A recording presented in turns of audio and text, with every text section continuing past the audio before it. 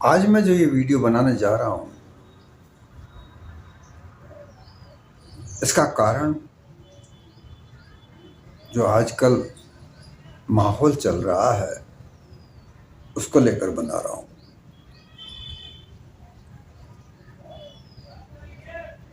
लोग कहेंगे कि हमें इन बातों से क्या लेना देना।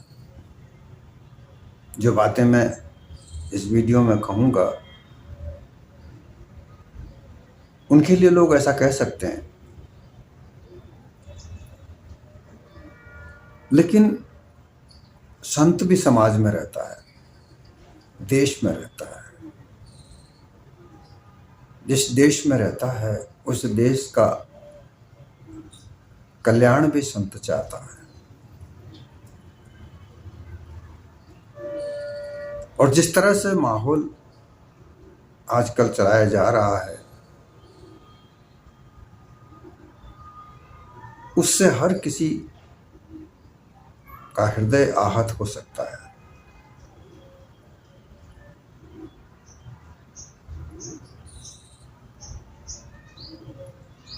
और इसीलिए मैं जो मेरे उद्गार हैं जो उत्पन्न हुए हैं इस माहौल को देखकर, उनको मैं यहाँ रखने जा रहा हूँ।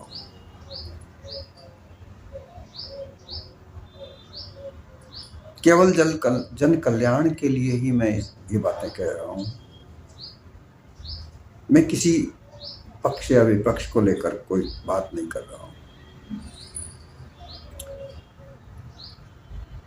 शास्त्रों में कई तरह की बातें सामने आई हैं। उन शास्त्रों का आधार भी आजकल नकारा जा रहा है।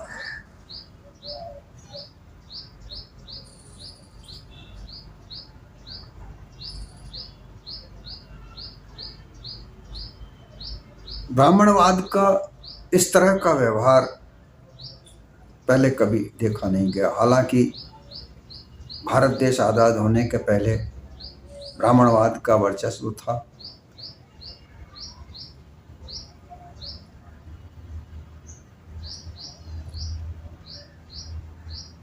ब्राह्मणवाद ने कभी बराबरी नहीं चाही।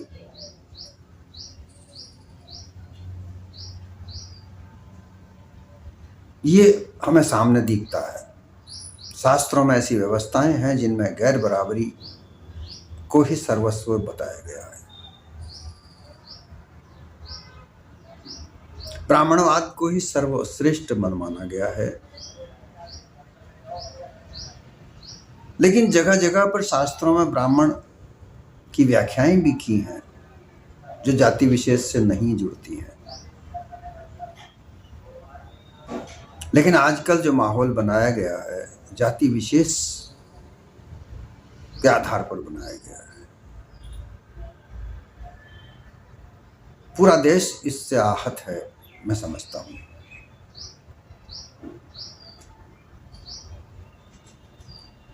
दया कहीं भी नजर नहीं आ रही है। जहां देखो वहां राजनीति। शास्त्रों में ब्राह्मण को धर्म का प्रतिनिधि कहा गया है। धर्म की व्याख्या करने वाला बताया गया है। और धर्म और शासन व्यवस्था दोनों अलग अलग चीज हैं, ऐसा भी शास्त्रों में उल्लेख है।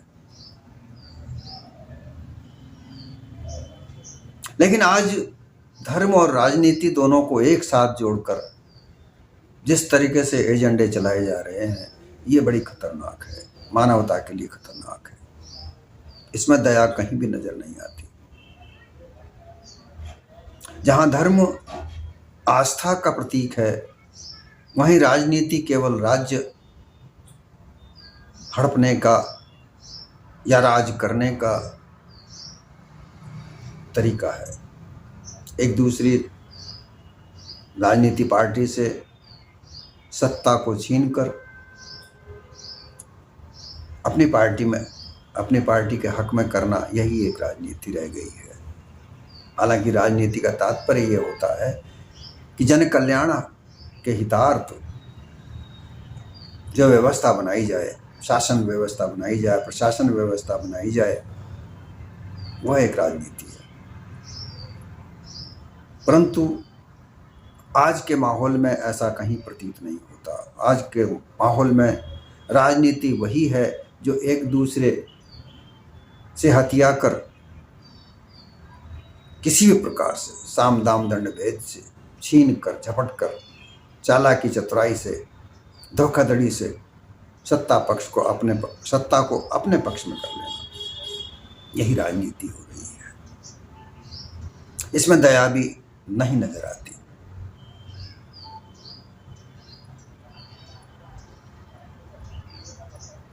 सनातन धर्म की बात करने वाले लोग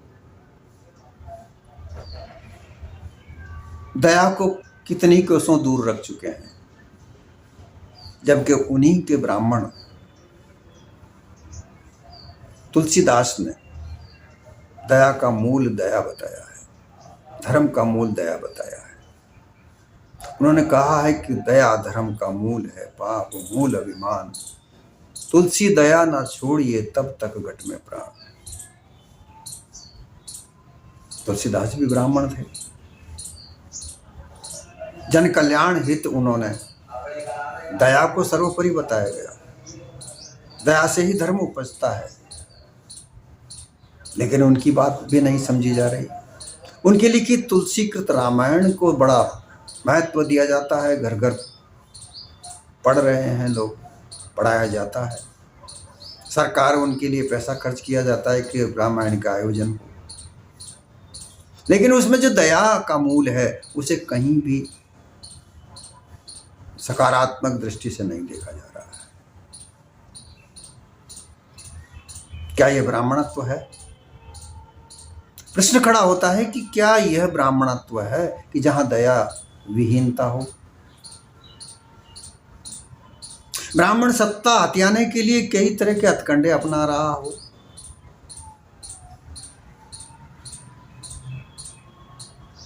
देश आजाद होने के पहले उनकी सत्ता रही, लेकिन देश आजाद होने के पहले समानता का अधिकार सबको है, तो सबको समानता का अधिकार देने के लिए क्यों हिचकिचाया जा रहा है?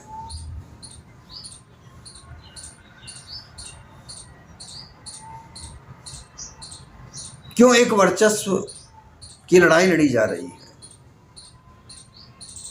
देश का नाम लेते हैं और देश का हित नहीं चाहते।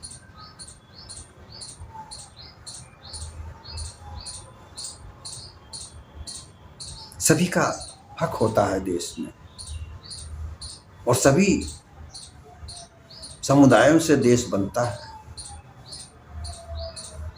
एक एक व्यक्ति का अंश देश में निहित है। छोटे से छोटा व्यक्ति, एक मजदूरी करने वाला व्यक्ति भी बड़े से बड़े कार्य में अपना योगदान रखता है। क्या उसका हक नहीं देश में रहने का, समानता का अधिकार पाने का? यही दया का बीज है जो नकारा जा रहा है। ब्राह्मण सर्वोपरि हो सकता है, लेकिन उसकी कुछ मर्यादाएं बताई गई हैं।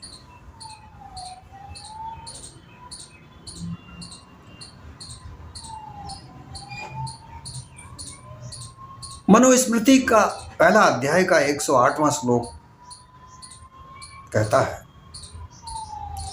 आचार है परमो धर्म, श्रुतयुक्त स्मृत स्प्रच तस्मादि सदा युक्तो नित्य स्यादात्मवान द्विज।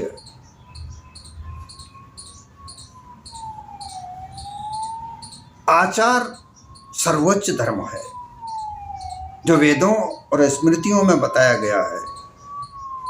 इसलिए ब्राह्मण को हमेशा सदाचार से रहना चाहिए। अब सदाचार क्या है? सदाचार सबसे बड़ा धर्म बताया गया है। सदा आचार, जो सदा प्रयुक्त किया जाने वाला आचार अर्थार्थ व्यवहार।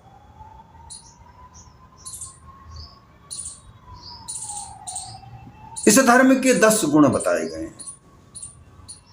धृति, क्षमा, क्षमास्ते शौच इंद्रिय निग्रह, धीर विद्या सत्य अक्रोधो,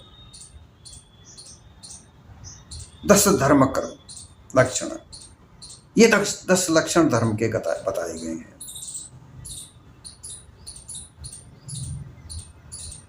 इंद्रियों को वश में रखना, कभी क्रोध नहीं करना,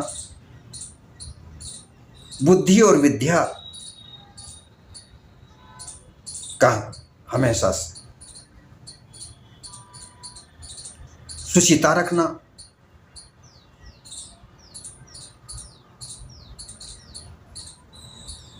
लेकिन कहाँ ब्राह्मण वाद का आजकल जो चेहरा नजर आ रहा है वो केवल सत्ता हत्याने, अपने आप को सर्वोच्च घोषित करने के लिए है।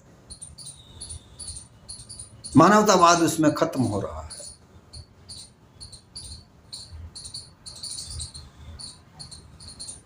मुझे कहना पड़ रहा है, आरक्षण को लेकर, संविधान को लेकर जिस तरह की बातें ब्राह्मणवाद की तरफ से आ रही हैं, बड़ी खतरनाक है। क्यों ऐसा क्यों होना चाहिए? ये जातियां बनाई किसने?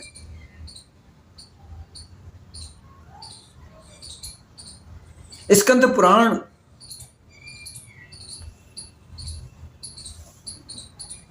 का नगर खंड का अध्याय 239 का 20वां श्लोक ये कहता है कि जन्मना जायते शूद्र,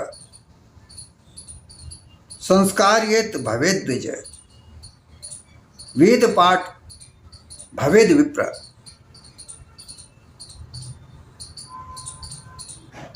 जाति से कोई ब्राह्मण नहीं होता, जन्म लेने से कोई ब्राह्मण नहीं हो जाता, संस्कार से ब्राह्मण होता है। जिस संस्कार की बात मनुस्मृति का पहला अध्याय का 108वां श्लोक कहता है, वो बात यहां भी कही गई है। ब्रह्म जानामि स ब्राह्मण, अर्थात ब्रह्म ज्ञान सर्वोच्च ज्ञान कहा गया है। उस ज्ञान का सर्वोच्च ज्ञाता ब्राह्मण कहलाता है।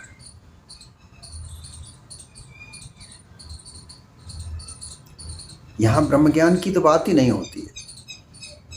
संविधान को बदलो, आरक्षण खत्म करो, जहां आरक्षण की बात आती है,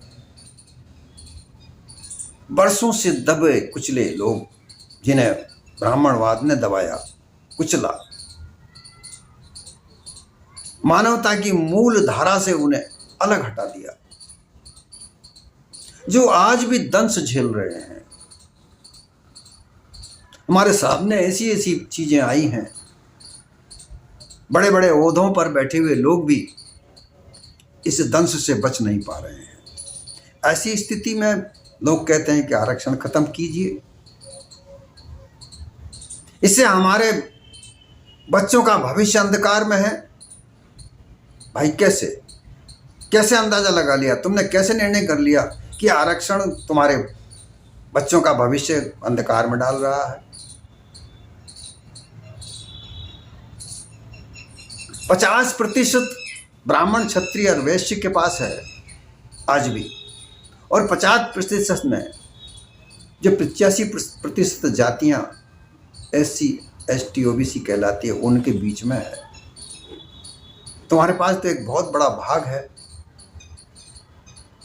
फिर भी अगर जो मूल प्रवाह से वंचित लोगों को अगर कुछ भाग मिलता है, इसमें तुम्हारे पेट में दर्द नहीं होना चाहिए, इससे तुम्हें कष्ट नहीं होना चाहिए।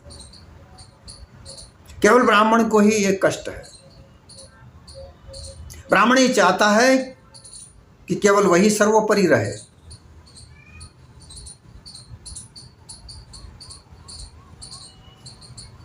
लेकिन अब देश समता की ओर बढ़ रहा है, बराबरी की ओर बढ़ रहा है।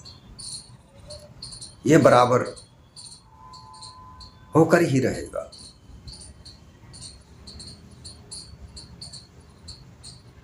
ब्राह्मणवाद की सोच इतनी स्वार्थी है कि वो केवल अपना वर्चस्व चाहता है, अपना लाभ चाहता है। बाकी और मानवता नष्ट हो जाए उसे किसी प्रकार का कोई चिंता नहीं है। कोई कहे ब्राह्मण मंदिरों में पूजा नहीं कर सकता, पंडित नहीं बन सकता, वहां भी तो आरक्षण है आपका।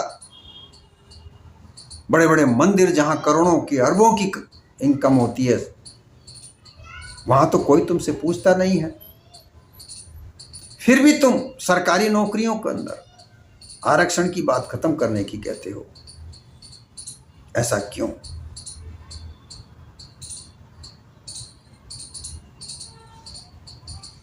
आज तुम गौ मांस के लिए मना करते हो, गौ को माता कहते हो, उसके लिए गौरक्षाएं की बातें करते हो। तुम्हारे ही शास्त्रों में गौ मांस खाना उचित माना गया है, वेदों में, मनुस्मृति में कई जगह पर ऐसा उल्लेख मिलता है।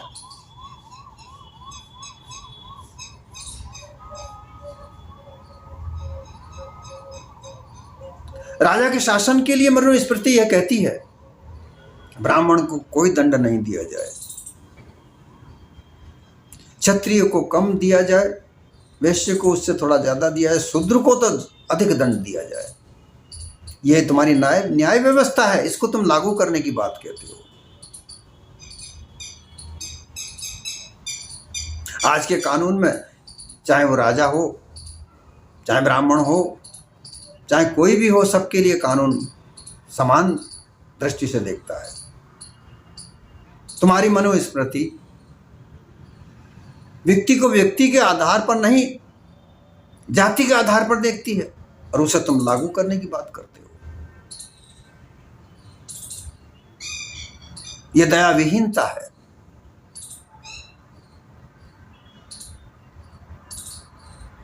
अगर आप देखें तो जो मजदूर वर्ग है, जो कारीगर वर्ग है, शिल्पकार है, जो तकनीकी जानता है, वह व्यक्ति ब्राह्मण नहीं है। अधिकतर मजदूर है, शूद्र वर्ग से आता है। और तुम्हारी व्यवस्था भी यही कहती है। तुम्हारी व्यवस्थाओं में भी ब्राह्मण को वेदपाठी, कर्मकांडी, ज्ञानी, विद्वान कहा गया है।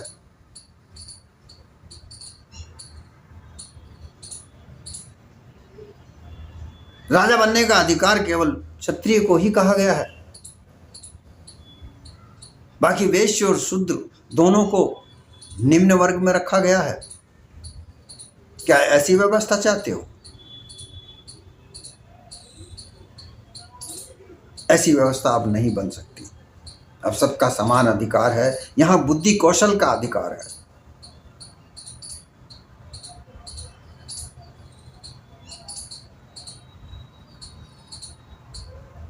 बुद्धि कौशल में ब्राह्मण हमेशा पिछलग्गू रहा है। उसकी चालाकी, चतुराई, पाखंड नीति से उसने धर्म का वितन्नता पूर्वक विकास किया है, जबकि धर्म तो मूल धर्म दया है।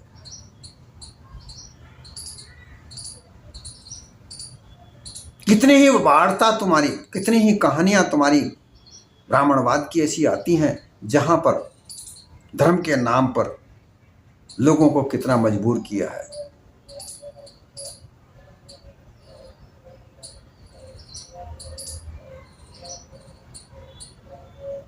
लेकिन जब आज भारत संविधान के आधार पर चल रहा है,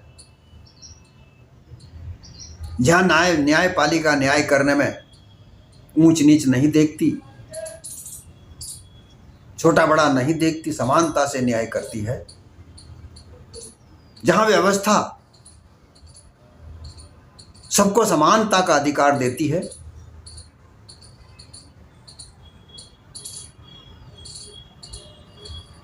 ऐसी व्यवस्था तुम्हारे मन में चुभ रही है। आज के माहौल में तुम ये चाहते हो कि केवल ब्राह्मणवाद सर्वश्रेष्ठ रहे।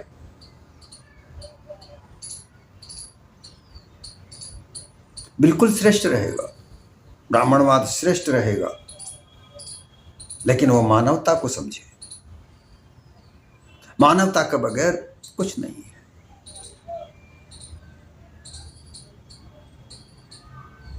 वे विनय पूर्वक आपसे निवेदन करना चाहता हूं, ब्राह्मणवाद को सर्वश्रेष्ठ बनाइए।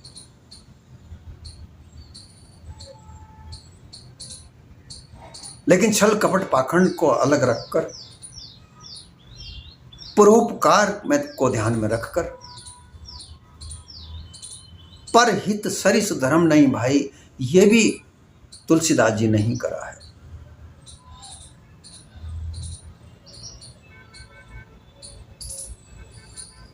आज कितने लोग शाम को भूखे सो जाते हैं, एक आंकड़े के अनुसार।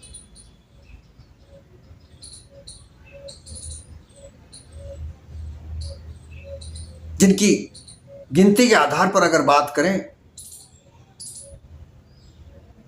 30 लाख लोग, और इससे भी ज्यादा, अब तो और नए नए आंकड़े आगे होंगे, कितने ही लोग भूखे सो जाते हैं। और उनसे कहीं ज्यादा अधिक मात्रा में जो भोजन व्यर्थ में फेंक दिया जाता है, वो केवल भोग लगाने में फेंक दिया जाता है। यह है तुम्हारा धर्म। तुम्हें इतनी दया नहीं है कि भूखों को भोजन कराने के अलावा किसी देवता के भोग से बड़ी चीज होती है।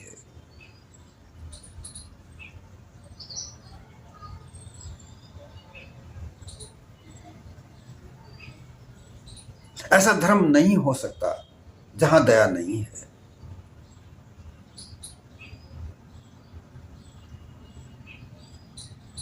ये सत्ता, राजनीति, ये धर्म की नीति, ये सब मानवता के लिए ही तो है।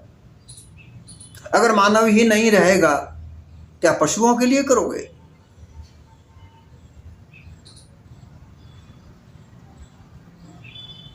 किसके लिए करोगे? किसके लिए इतना आडंबर और चाहे हो? अगर मान लो थोड़ी सी देर के लिए कि मंदिर में कोई जाना ही बंद कर दे, एक धेला भी वहां पर चढ़ावा में नहीं आए, तो क्या तुम्हारी ये मंदिर संपन्न हो पाएंगे?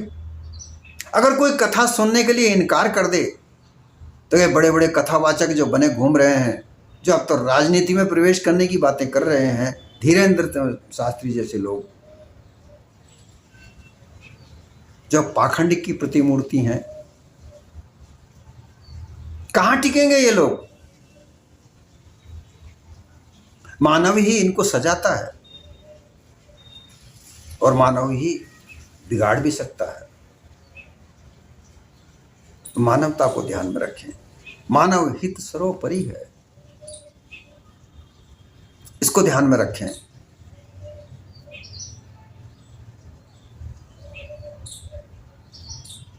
हर व्यक्ति बरगलाया भड़काया जा रहा है धर्म के नाम पर,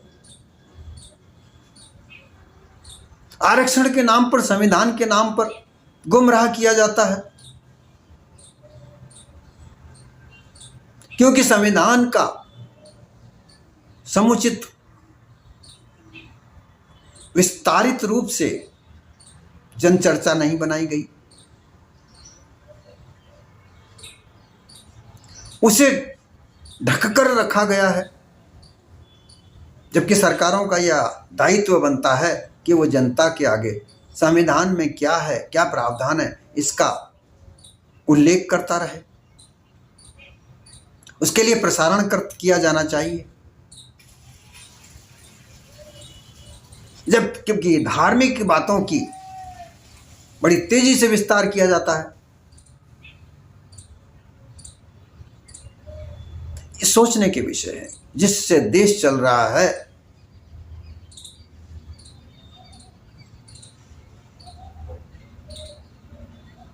उसी चीज को उसी व्यवस्था को छुपा के रखा जाता है।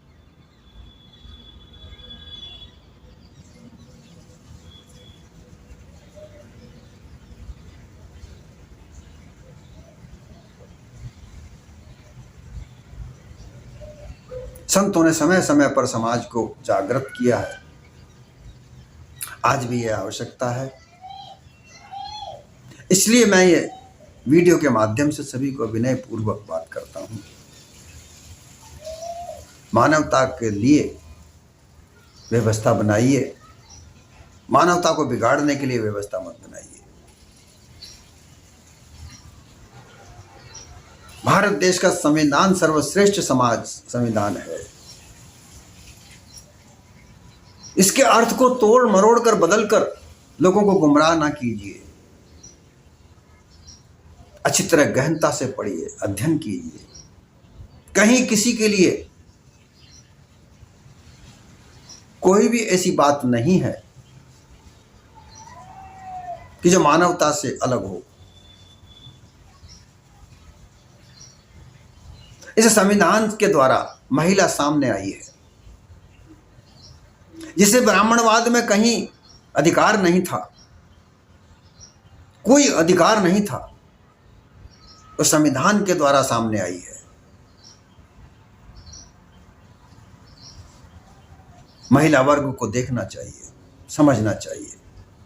महिला वर्ग ज्यादा से ज्यादा संवेदनशील होती हैं।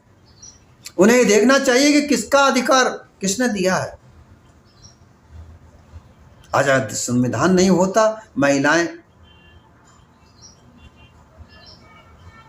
एक कोने में बैठी रो रही होती, जैसे पहले रोया जाता था।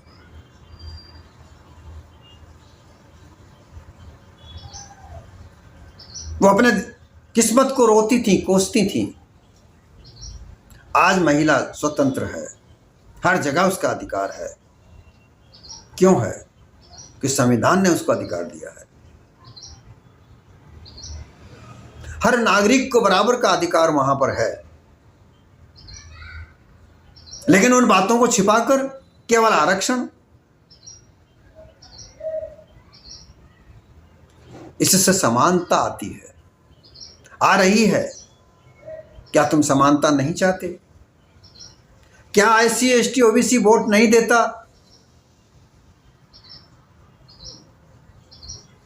ज्यादातर SC ST OBC ही वोट देते हैं। बड़े बड़े धनाढ्य लोग वोट नहीं देते। 40-50% प्रतिशत का जो वोट का जो आंकड़ा सामने आया है, वो अभी के समय में आया है। और उन्हीं लोगों से सरकार बनती है और उन्हीं के विरोध में बात करते हो।